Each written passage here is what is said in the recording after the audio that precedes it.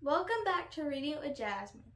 Today we are reading Chapter 16 of Kira's book Down Under. Chapter 16, Discovery.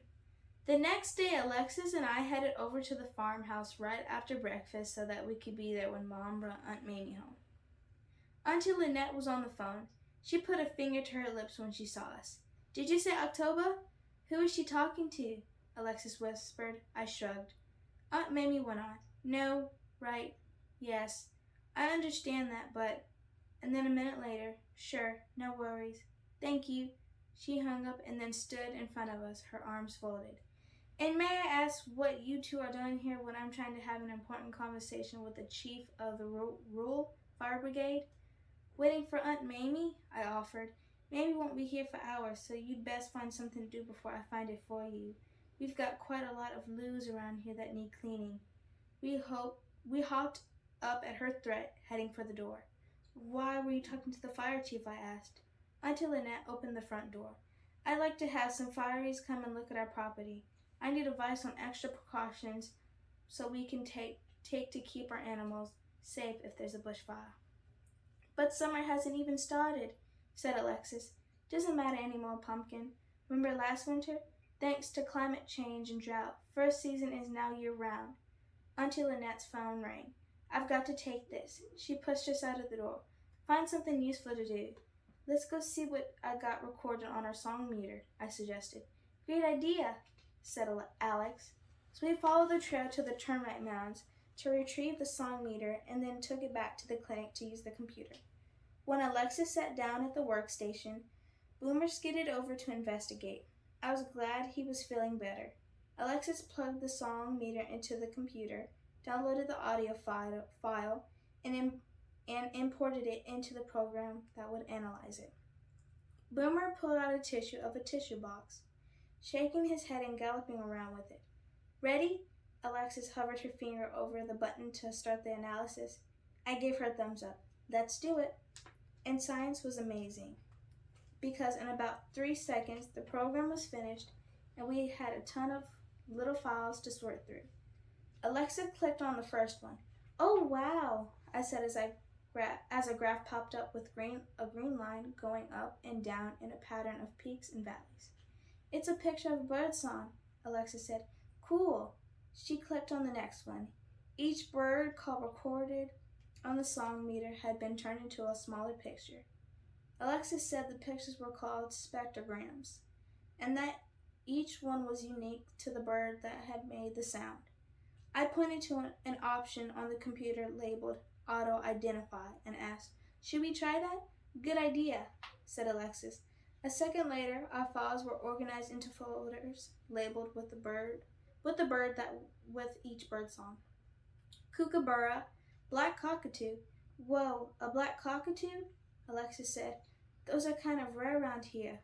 "Currawong, red rattlebird, and wonga pigeon." The more bird names I read that weren't paradise parrot, the more disappointed I felt.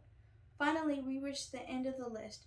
"There's a folder called Unknown," Alex said, clicking on it. "Looks like there's only one file in it." "So there's one bird song that the program couldn't identify?" I asked, pushing Boomer away from my shoelaces. Alexis raised her eyebrows. "Maybe because it's from a bird that's supposed to be extinct." We looked at each other for a moment. Then Alexis printed out the unknown spectrogram and grabbed my hand. "Let's find Evie and see if she knows what kind of bird made this song." On our way to the bush camp, we ran into Alexis's dad, who was fiddling with an animal trap. It looked like a cage with a slanted door. I'd seen them before at the cat shelter back home. He stood up and sighed. "Little bugger's too smart to be trapped." "Are you trying to catch the cat?" I asked. Mr. Curry nodded. "Reckon he'll not be an easy one to catch. Got any ideas, cat lady?" "Try putting some of your breakfast sausage in there. Or bacon. He likes those," I said, blushing. "Dad," Alexis interrupted. "We're in a bit of a rush to see Evie. Did you know where she's at?" "Probably out in the field, Possum. She usually stays out all day." Alexis frowned. "We have something really important." Suddenly we heard a car door slam, which meant Aunt Mamie was home and from the hospital. Alexis and I ran to the farmhouse to greet her. When we got there, Auntie Lynette was trying to get Aunt Mamie to use a walker on the uneven sidewalk beside the farmhouse, but Mamie wasn't having none of it. "Crikey, Mamie, you'll bust a hip before we even get you inside," Auntie Lynette exclaimed. "Do I look like an old lady?" Aunt Mamie muttered back, but she reached for Auntie Lynette's hand, giving it a kiss, and allowed Lynette to guide her up the stairs to the veranda. I was relieved to have my great aunt back, but I knew that even though she was home and acting like her regular self, her heart was not fixed. No amount of research or preparation would cure it. No tools or precautions would change her diagnosis. It was just reality we'd have to deal with from now on. Aunt Mamie sat in the rocking chair, and Mom brought out tea and cookies. A few emus wandered by, sticking their beaks through the rails on the veranda, and Auntie Lynette shooed them away from her napkin. "So," Aunt Mamie said, getting comfortable in her chair, with her tea and Tim Tam, "what have I missed?" "Well, the Rural Fire Brigade is coming to look at our property," Auntie Lynette said. "They'll give us some tips to reduce the risk of a bushfire. And as long as you can see, all mulch delivery came." But before she could say more, we saw Evie walking up the path with her gear. "Hello there, dear," Aunt Mamie called her. "Come have yourself some tea. You've been working hard, I'm sure." "Good day," Evie called back. "Happy to see you home, Aunt Mamie." She peeled off her backpack and stepped onto the veranda. Alex and I nudged at each other, each trying to push the other to say something to her. When Evie made eye contact with me, I cleared my throat. Evie?" I suddenly felt shy to be bothering a scientist with our idea, because what if she thought it was dumb? That didn't stop Alex from barging ahead. "Karen, I have a question for you." "Shoot," Evie said, taking a Tim Tam. Alex took the printout of a spectrogram from her pocket and unfolded it on the table. "It's a spectrogram," I said, then felt silly because of course Evie would know what it was. "We recorded it near the termite mounds," I added, in case it was helpful information I was about to add. "That's where paradise parrots like to nest," when Aunt Mamie broke in. "You two collect and analyze the data by yourselves?" Aunt Mamie put a hand to her heart. "I've never been so proud. What sort of bird did you find?" "Well," I began, "the computer program knew all about the sounds we recorded." I looked at Alexis, and we both said, "Except for one," at the same time. "So, Evie, we were wondering if you thought maybe it could be from a paradise parrot," I blurted, suddenly feeling ridiculous. Aunt Mamie nearly choked on her Tim Tam. "Did you say paradise parrot?" I nodded.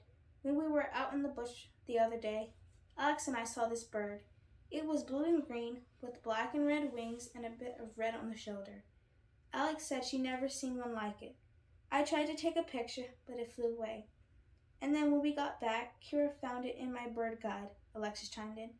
"The book said the parrot's extinct, but we know that what we saw in the bird looked like the picture of the paradise parrot in my book." Auntie Lynette glanced at Aunt Mamie. "That's very interesting, because about 5 years ago, Mamie and I thought we spotted a paradise parrot." "What?" Evie said, looking up from the spectrogram. "You did?" Alexis and I said at the same time. "How did I not know this?" Evie said, standing up. "Why did nobody tell the bird lady about a possible paradise parrot sighting on the property?" "We spent a lot of time looking for it," Aunt Mamie said, "but we never saw it again, so we figured we were mistaken." Evie reached into her bag and pulled out a binder. "I've never seen this spectrogram before." She leafed through the pages and pages of spectrograms. "I keep every one I record, and I memorize them so that in the field I can identify birds faster. But this one is different." My pulse quickened. Was it possible? Could Alex and I have found an extinct bird? "Here's the picture book." I handed them my phone with a photo of my screen. "It's pretty blurry, but you can see the colors." "Crikey," Auntie Lynette said, taking my phone and showing the photo to Aunt Mamie. "Look at those colors. A lot like the bird we saw 5 years ago." Evie squinted at the photo on my phone. "Wow, can you send me the song file and that photo? Do you really think it could be a paradise parrot?" Alexis asked. "I'll need to do some research, but this was very intriguing." "How old are you girls again?" Evie asked, laughing. "We're both 10, I said. We make a really great team, I added, as Alexis put her arm over my shoulder. Well, if I find anything, you two will be the first to know, said Evie. I mean, it would be the discovery of a lifetime. Just think how exciting it would be. She beamed at Auntie Lynette. 2 kids and a PhD student discovering an extinct bird on the Bailey Wildlife Sanctuary, said Aunt Mamie. Sounds like major news to me. This concludes chapter 16. Aunt Mamie is home. Later, Kara and Alexis show their discovery about the unknown bird on the spectrogram, and they claim that it's the paradise bird. What do you think? Do you think it's the paradise bird? Stay tuned for chapter 17.